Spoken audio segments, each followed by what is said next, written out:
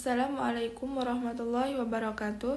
Perkenalkan, nama saya Teti Puspasari dengan NIM 251810017. Baiklah, di video kali ini saya akan menjelaskan hasil laporan penelitian saya yang berjudul Hubungan Dukungan Sosial dan Coping Stress dengan Kesehatan Mental Remaja.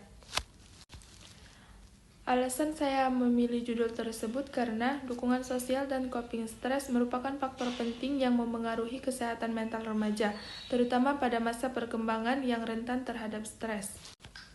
Penelitian ini menggunakan pendekatan kuantitatif korelasional. Variabel independen terdiri dari dukungan sosial atau X1 dan coping stress X2, sedangkan variabel dependen adalah kesehatan mental remaja.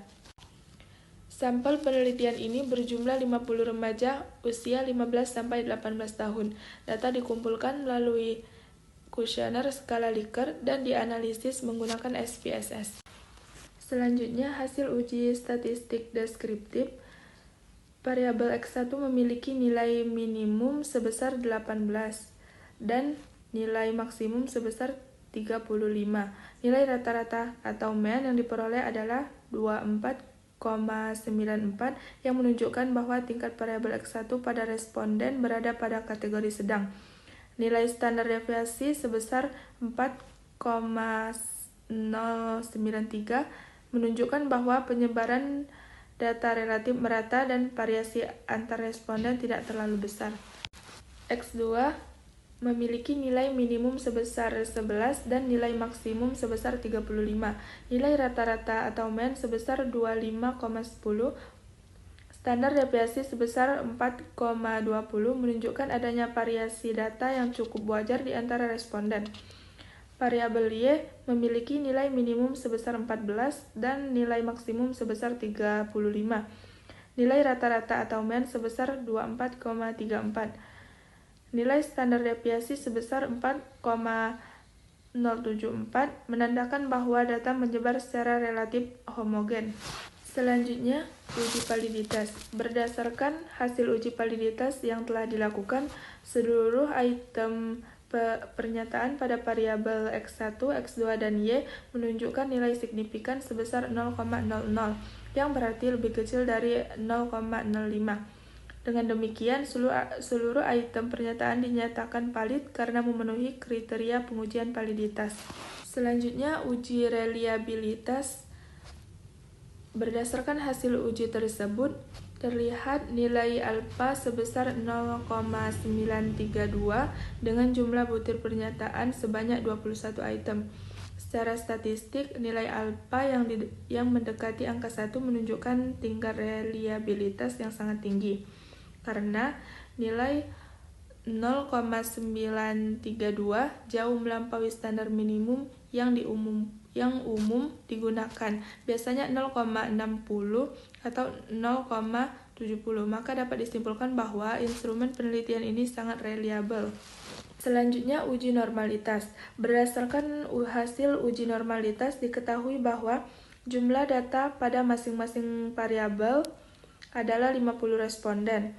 Untuk variabel total X1 sebesar 0,060 dan total X2 sebesar 0,178, yang keduanya lebih besar dari 0,05, sehingga dapat disimpulkan bahwa data total X1 dan total X2 berdistribusi normal.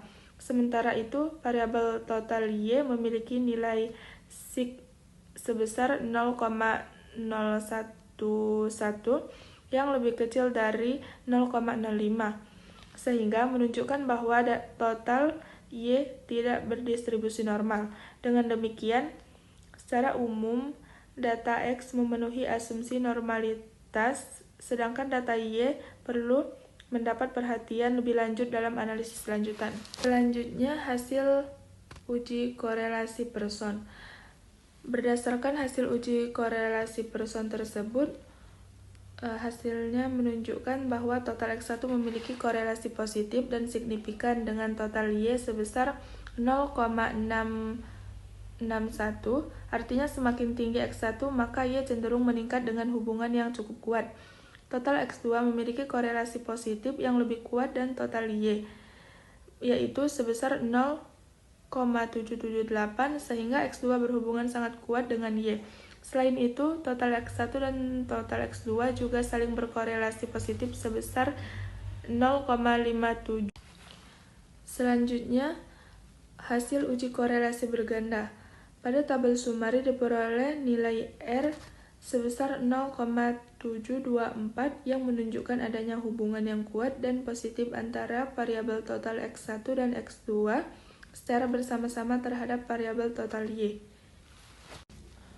Selanjutnya, kesimpulan dari penelitian ini menunjukkan bahwa dukungan sosial dan coping stres memiliki hubungan positif dan signifikan dengan kesehatan mental remaja. Semakin baik dukungan yang diterima dari lingkungan, serta semakin adaptif strategi coping yang digunakan, maka semakin baik pula kondisi kesehatan mental remaja. Coping stres memiliki pengaruh yang lebih kuat dibandingkan dukungan sosial. Namun keduanya secara bersama-sama memberikan kontribusi besar terhadap kesehatan mental.